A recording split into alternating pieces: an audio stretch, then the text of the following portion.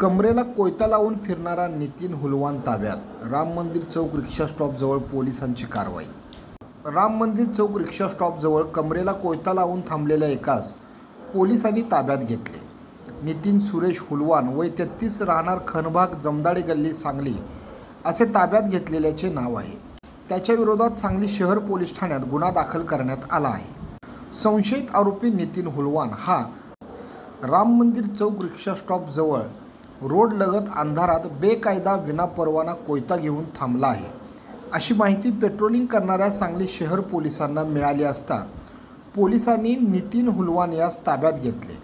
त्याच्याकडून कोयता जप्त करण्यात आला असून त्याच्या विरोधात सांगली शहर पोलीस ठाण्याचे पोलीस कॉन्स्टेबल योगेश बाळासाहेब सटाले यांनी तक्रार दिली आहे. त्यांच्या तक्रारीवरून सांगली शहर पोलीस ठाण्यात नितीन हुलवान याच्यावर गुन्हा दाखल करण्यात आला आहे.